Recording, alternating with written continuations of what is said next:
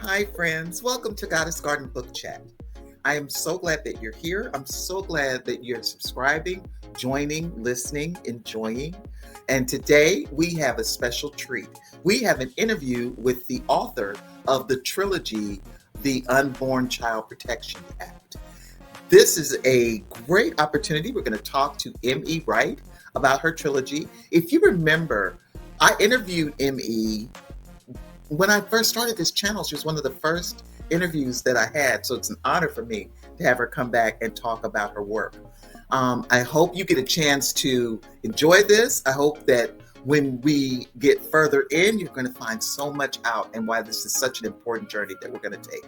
So let's meet our guest, M.E. Wright. Hey, Goddess. Thank you so much for having me again. Thank you for joining us. I'm so excited to talk about, you've gotten to the end of this journey and I want to help you celebrate. We are going to talk about, in particular, Ward of the State. That's the third book in the series that we're going to talk about. And I want to do a little recap because I also want people to go back and enjoy that first interview that we did with M, because I think it's going to really shed some light on how this journey unfolds.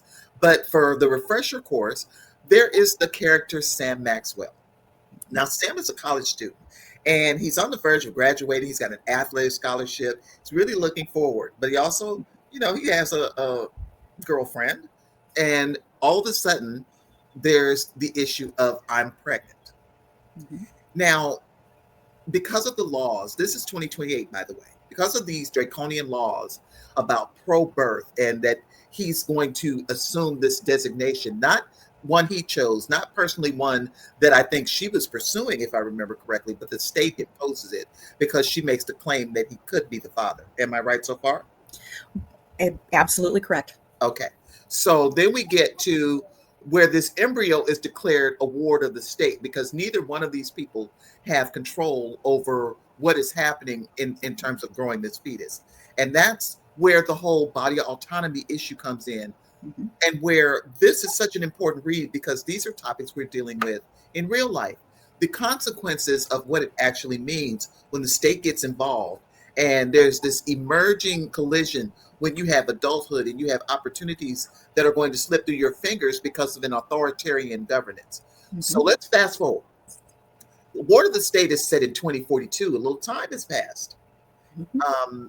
We've still got the issue of the state being involved in the child. Her name is Allison, and she's under the government's custody. We're going to talk more about that. She's been under the custody of the government since she was born, which is an interesting spin on the relationship that we see today as women who are losing body autonomy. The state literally governs this child's life, period, end of sentence. Mm-hmm. And her time gets split between her parents. Her mother's name is Riley. Father's name is Sam. And she spends her earliest years going through quite a bit. We're going to talk more about that. So my first question about the Unborn Child Protection Act series. Let's pull back the lens a little bit. And what set the tone for this chilling foundation? Why did you decide to build this entire dystopian, and I think that's an interesting way of looking at it, dystopian world around this theme? Well, Goddess, every project that I work on starts with a fundamental question. What if? Okay. What if men were equally responsible for the children that they helped create? I mean, it takes two to tango, right? And what if the U.S. government was so worried about falling birth rates that it made parenthood a policy? Okay. And it doesn't matter what the two people want, it's what the government wants. Okay. And that was basically the spark. And this spark was lit in 2022. That's when I started actually writing. And I've had a couple of readers come back and say that it was somewhat prophetic. Let me ask this question. You started writing in 2022. Is that when the idea of crafting this world came to be? Yes. You decided, this is a direction I want to take, or was this something in the back of your head for a while? Well, you and I, ma'am, are the of the generation that we may not remember when Roe v. Wade made abortion legal in the entire country, and we also saw it gone. right? And so that has been on my radar most of my life. And could see things being chipped away. And I also know that we see a rise in Christian nationalism. Okay. And so lawmakers are now casually referring to women as hosts. We're not even mothers or grandmothers. And Body so autonomy that we took for granted. exactly. And so God is, it's been in the back of my mind. And there is a law in the state of Wisconsin, which is where this is set. The original series is set in Wisconsin. And in 1997, Governor Tommy Thompson signed into law an actual bill that is called the Unborn Child Protection Act. And from that Protection Act, you started to realize that there's a bigger story here, which is what's unfolding here. So I want to take a moment and talk more about Sam, because Sam is as much a part of the victimization of body autonomy as the women who are put in a position of giving their child over to the state. I think one of the things that I thought was so important about this book is that you get an opportunity and you lay out from both perspectives how this is affecting Sam and how it's affecting Riley. Was it difficult to bring both of these perspectives together? It was, and it wasn't. Okay.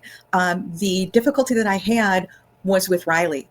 Okay. And I know I'm a girl, she's a girl, but where I had difficulty was that sense of entitlement that comes with wealth. I understand. And so she's ripped out of that world. Okay. She's forced to live with Sam from the time she's 6 months pregnant until her baby is 6 months old. And there's no ands, no ifs or buts. They're going to go through this together. And so she's taken out of this River Hills mansion, although she would never call it a mansion, please. And basically is forced to live in an apartment that the two of them can afford. Now, when I say they can afford, the law is very clear.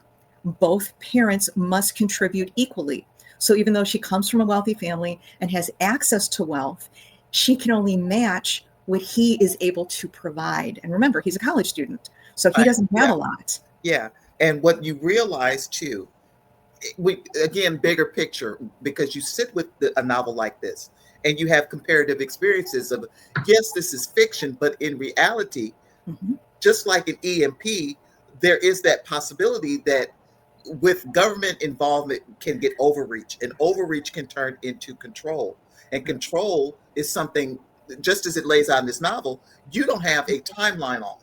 And so that makes me fast forward. I want to fast forward and talk. Now they're cohabitating based on what the state has mandated.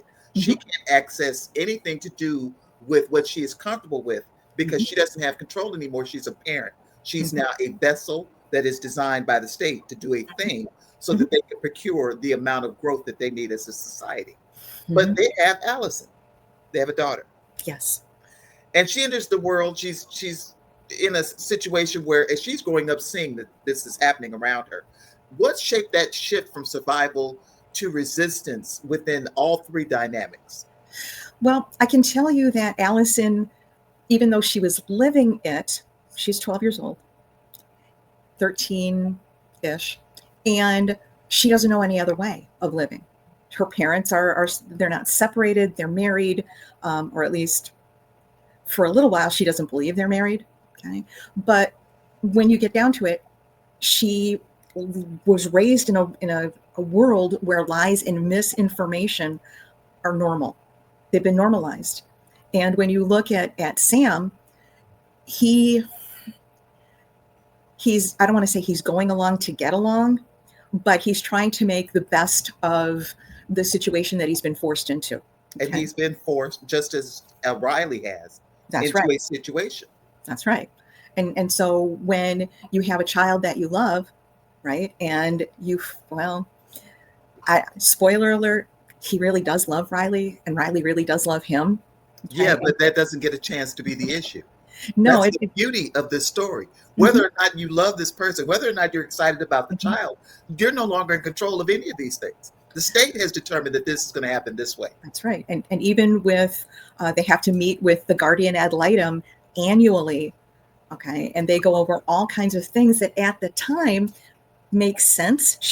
Allison thinks this is just a lawyer, another family lawyer, because, her mom and dad drag her along when they're doing business related things. Right. So she doesn't know to put two and two together because this is her normal. So they talk And I about. don't know if you realize this, but there was a time when people received state benefits in many states across the country, and it required a state visit to determine how the children were being cared for. What did the environment look like? Who had access to the environment, and a head tally, a monitoring of your household. And this novel is the escalation to the point where you may not be receiving state aid, but the state is going to aid you anyway. Until the child is 21. Not 18. Nope. 21. That is an interesting twist. Why did you make that the age limit? Was there a particular reason? Let's put it this way. Can you drink? No. Are you considered an adult? No. Interesting. Okay. So that's a good twist. And that's a carrot for our book club. When you read this, you understand that making the age where she's in control of self, quote unquote, where the state is no longer involved in Allison's life. 21 is a benchmark, because within actual society, there's this separation of understanding where 18 years old says you're legal, but you're not actually considered an adult until you're 21. So nice carrot. I like that. Now, I want to talk more about Vanguard Prep and this gender indoctrination that's happening around her, because clearly it's not just this household that's been affected. And these are children that are going to this academy, and boys are trained to become leaders. That's right. Girls are taught to become women who have a submissive nature to the needs of men. Vanguard really involved a lot of research. Okay. And when I was looking at this, I thought about having combined classes. Okay. But studies showed that boys and girls actually learn differently, and they excel in different areas.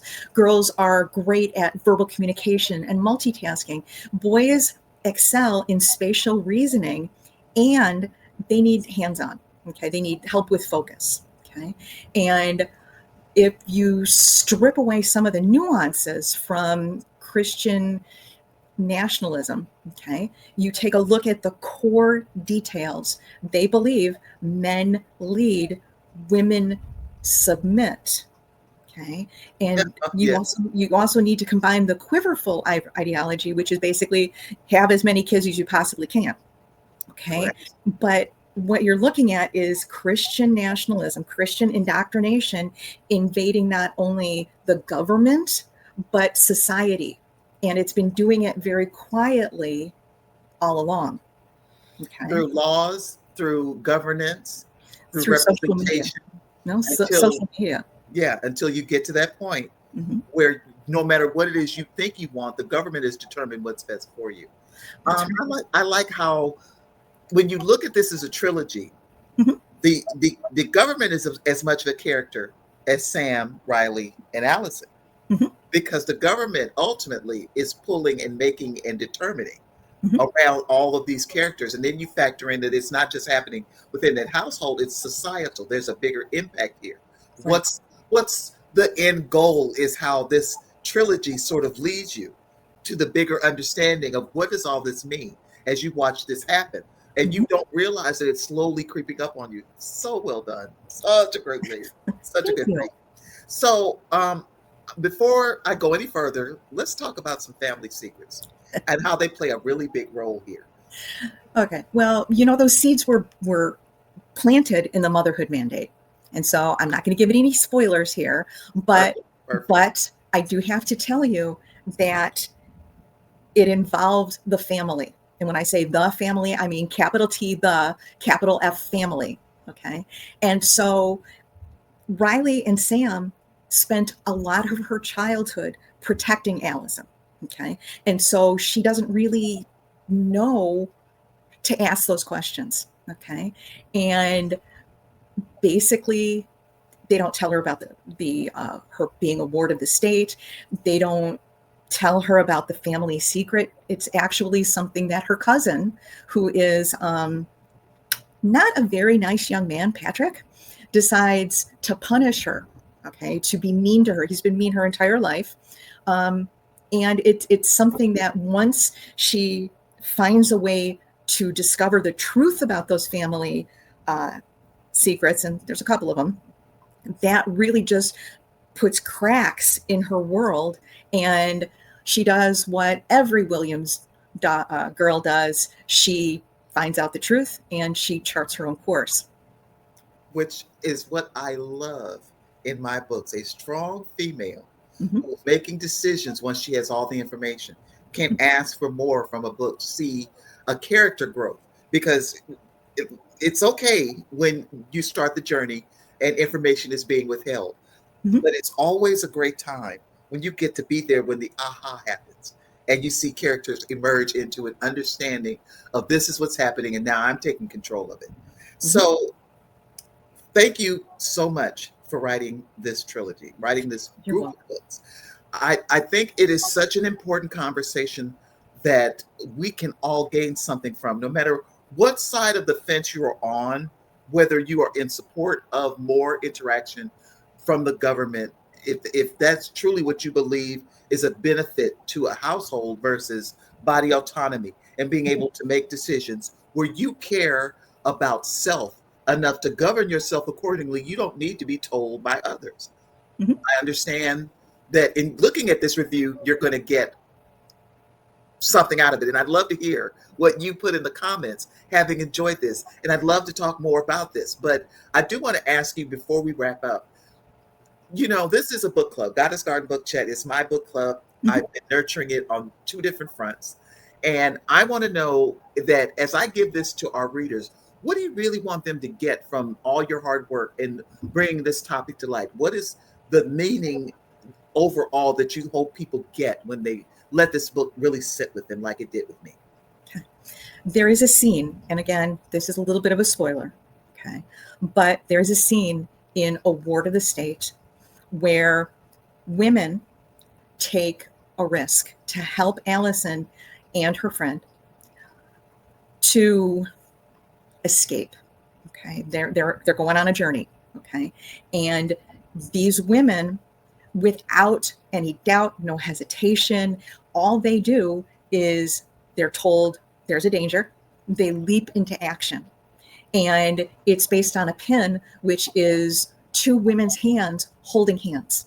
Okay, and it's a silver pin, and all you have to do is tap it, and people who are in the know that they need to jump in and help. And I created that pin, and that pin symbolizes we are stronger together. It does not matter how old you are. It doesn't matter what race you are. It does not matter. Women need to step up and help women.